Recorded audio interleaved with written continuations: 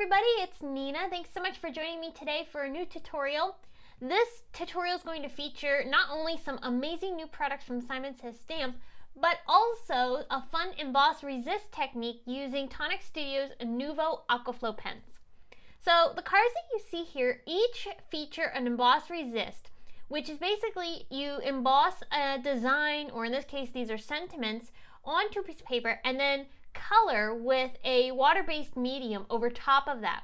The water-based medium then resists going over top of those embossed outlines, so those embossed outlines don't get colored, and you have this really great bright white or whatever color you will have for embossing powder showing through all of that color. So I want to show you a quick look at some of the newest products that Simon has released today. This is the newest CZ design release. We've got the all caps #1 die set, which is a great word die set, and I'll feature a technique with that shortly.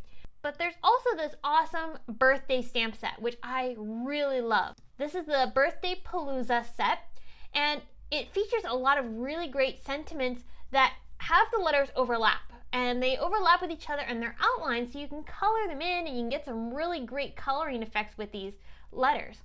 And I wanted to show you how you can use these to create that really fun embossed resist. So I'm using my Misty grid paper. This is a transparency sheet that Simon has that's perfect for helping you make sure you get things lined up centered on your panels. I'm lining up all of those words on that grid so that way I know I have them perfectly centered and straight on my card. Then I'm going to stamp them down onto a piece of BRISTOL smooth cardstock with some embossing ink and then add a little bit of white embossing powder over top. The white embossing powder I will then heat set so that way I can create the embossed outlines that I'll need to create the emboss resist technique. So after I've embossed those outlines, you can see that the powder starts to turn from that powdery look to a very shiny appearance. And if you're new to embossing, that's a great way to be able to tell when your embossing is ready. Once that starts to turn glossy, don't put any more heat on it because then you don't want to overheat the embossing powder and have it melt too much. So I'm going to show you a couple different ways on how I did the emboss resist using those Aqua pens. So in this case, I'm taking some of the Aqua pens and applying them onto a piece of transparency paper. This happens to be a piece of page protector, but you could use any type of plastic packaging. Basically, you want a slick surface that will allow you to then use the ink still, and it's not going to soak into any paper. So I'm going to apply 3 colors of the Aqua pens onto this transparency sheet, and I'm going to use this as a really cool gradient for my card. I'm going to mist it with water to get those inks moving. These are water reactive inks, so they work really well for a technique like this. Then I'll take that transparency and smush it down right over top of my embossed greetings. This is BRISTOL cardstock, so it can take a little bit of water. The reason I chose the BRISTOL is because it's a really nice smooth surface rather than watercolor paper. So the BRISTOL paper doesn't take as much water as a watercolor paper can, but it still will take the water, and I really like the smooth, bright white appearance of it. So that's why I chose this particular paper. Now that red was very overpowering. So I just took a baby wipe and just blotted up some of that really intense color because I didn't want all of that intensity on there. But you can see the awesome smushed background we have here with those colors blending together and creating new colors. And it creates that, again, embossed resist because the ink is a water-based ink, so it's not coloring that embossing powder. The embossing powder resists it. So I'm going to do that same technique again, this time using 3 different colors. This is purple, a teal, and a yellow. And look at that dreamy looking background. It is so beautiful. Okay, another way I tried the emboss resist with this is I painted with those Aqua pens. Now I tried it 2 different ways. I first did some water over top of my entire panel and that got the paper wet. On the second version I did of this, I did not wet the paper and the colors blended slightly differently. So I'm taking some of the colors and again putting them onto my transparency sheet and then taking a large brush and brushing them in strokes from side to side across this panel. Now you could totally color this however you want with this embossed resist technique. You don't have to go side to side like I'm doing here. It just happens to be what I wanted to do for this particular card. But you can see how the colors really blend very nicely together. They're extremely reactive with water when they're wet. Once they dry, they don't react quite as much. So you have a little bit kind of playtime. After they've dried, you can go back over top of things and not have to worry so much about messing up the colors that are underneath. So after I colored these backgrounds, I also took my distress sprayer and spritzed a bunch of water droplets all over these. Now you could totally skip this step because these backgrounds look really cool as they are, but I love the look of splatters. So I'm going to go ahead and lift off some of that color. You can see it bleaches it a little bit and you get a lighter version underneath of those water splatters. Again, I'm doing the same thing here. This time I used it in my hand and dropped the water splatters on, so you can do it in a variety of different ways.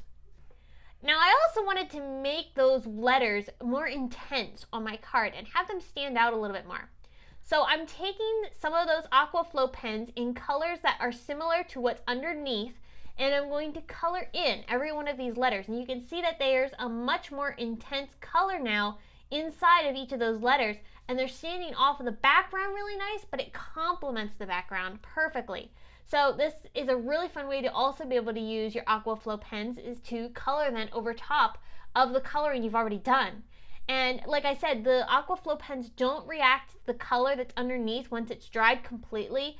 So you do have the opportunity to go over top of colors, like here I'm going over top of the blue with that teal, and it's not reacting the blue too much underneath. You're getting that blue tint to show through the Aqua Flow pen because these are a transparent medium. However, you're not reacting the actual color that's underneath. So you're getting, again, like I said, that playtime in being able to try out different techniques and layer things. Like here I'm layering yellow over top of the pink and the teal, and it is not blending that color underneath. You're still getting that nice, beautiful yellow. Again, it's transparent, so you're going to see some of that green show through behind the yellow, but it's not mixing.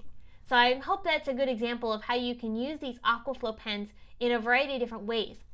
Now, I really liked the look of how I added the color over top of the letters, but you could also skip that and just leave the letters as they were. So that you can also do that as well if you don't want to put in the extra time of being able to add those colors inside of each of the letters. You don't have to do that. So now that my panels are completely colored and ready to go, I'm cutting them out using a Simon Says Stamp nested circle die. Then I'm going to take the coordinating die set for the Birthday Palooza set, and I'm going to cut out each of the two largest words. In this particular case, I used the words woot and party, and so I'm going to use both of those for my card, and I'm going to die cut both of them. And what this is going to do is this is going to allow me to then layer these back on top in a more dimensional fashion. So I've got these two words and I'm planning on putting them back in place, but I'm going to catty corner them a little bit. And I'm also going to put some glitter paper behind there, and I'll show you how I did that. Now I did lose the footage on how I did the glitter paper, but I will explain it in a second. So here I've got the party and the woot words, and I've die cut them 4 times from white cardstock, and then I layered them together. Now I'm putting some liquid glue over top of those stacked dies, and I'm going to layer then my 2 pieces that I cut from my background circle on top of that. So my sentiments are now dimensional, and this is an easy way for me to get a much sturdier sentiment because I do want to put some foam tape behind these words to give them a little bit more stability. So this is after I've added the glitter paper behind the cutouts, and I've then popped the woot and the party up off of that glitter paper using foam tape. And that's giving the words, again, like I said, that dimension, and you also get that really cool pop of color with the glitter back there behind the words. It's very subtle, it doesn't show up a ton, but it still creates a really great impact on these cards. And I chose colors that were pretty good to coordinate with the colors that I used in each of the cards. And for each of them, I just used scraps that just were big enough behind each of the words so I didn't have to cover the entire circle and waste it, but I really love how it turned out. Now you see this die, this is the Basic Stitches die set from My Favorite Things. And I'm using those stitching dies to create backgrounds on my card bases.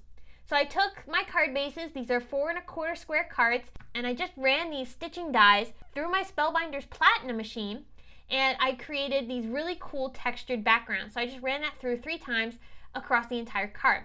Then I simply popped up my entire piece off of my card using some fun foam, and that's how I've created every one of these cards. I created them all the exact same way, I just kind of changed up the colors on each one. So I really hope you enjoyed this look at some of the new products from Simon Says Stamp, as well as a fun emboss resist technique. I hope you will give it a try and see what kind of emboss resist techniques you can do You can also do this technique with other type of water-based mediums, not just the Aqua Flow pens, but I do enjoy the Aqua Flow pens and they are so vibrant. I really enjoy using them, so I would encourage you to check those out also. Thanks so much for watching this video. Please give it a big thumbs up and subscribe to my channel for more inspiration.